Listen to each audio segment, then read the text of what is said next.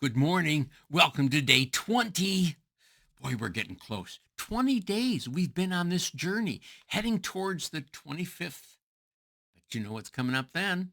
Yes, that's right. That's Christmas Day, the day we unbox the greatest gift of all.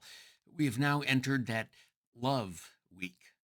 Love, hope, peace, joy, and now love. Chuck Swindoll reports this story.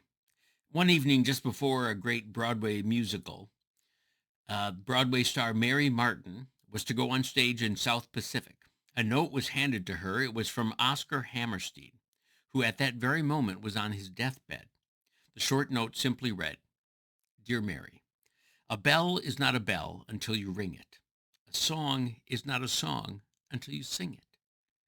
And love in your heart is not put there to stay. Love is not love until you give it away. Well, God certainly understood that little piece. Love isn't love until you give it away. First John, which I encourage you to read during this week, talks a lot about God's love for us. And that God loved us so much, he sent his one and only son. And that God is, in fact, love. And so God loved us enough to send love down to us. Well, yesterday, your challenge was to make somebody's day, to bring them a reason to rejoice. Maybe it's something simple like paying for somebody's coffee or the next car behind you in the drive through line. Just surprise someone you don't know, and just cover it for them. Give them a reason to rejoice, a reason to be filled with joy, to have a happy heart. I, I love the second optional challenge where Zach said that he heard this from someone else and has done this a couple times, where he's invited a couple people out to breakfast with him, and he asks them all to bring $100 bill. Now he asks them, and they know what it's going to be for, but they all decide ahead to pay for their meal, and they all leave $100 tip for the waitress. Well, that kind of tip brings joy and rejoicing. And I'm guessing that many times that money comes when it is most needed. See, that's how God works through his children in ways we can't even begin to understand. Some would say, what a coincidence. You know, she needed that money or he needed that money because blah, blah, blah. Yeah, that's how God works. My wife and I went out right before the pandemic, the day before they shut down the restaurants. We went out to eat intentionally. One, so that we could have a good meal out before they closed all the restaurants. But two, we wanted to bless a waitress with a very large tip because we knew that they would not be having tips for a while. They would not be having a job for a while.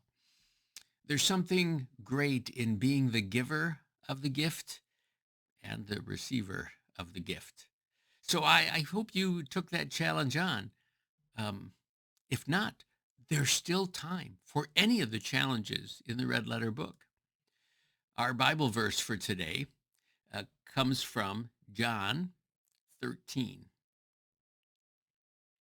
Love one another.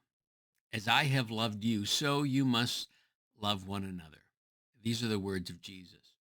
By this all men will know that you are my disciples, if you love one another. Now, he wasn't just telling him to love the 12 guys in the group. He had already talked to them about what it means to love your neighbor. He had even gone further than that, and he told them to love their enemies.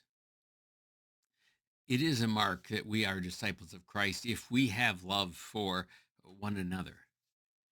And it's easy to love the household of faith, but we are also called to love beyond that, to love people that are not in the household of faith, to love people that, well, we might not even like, but we're called to love them in the name of Jesus.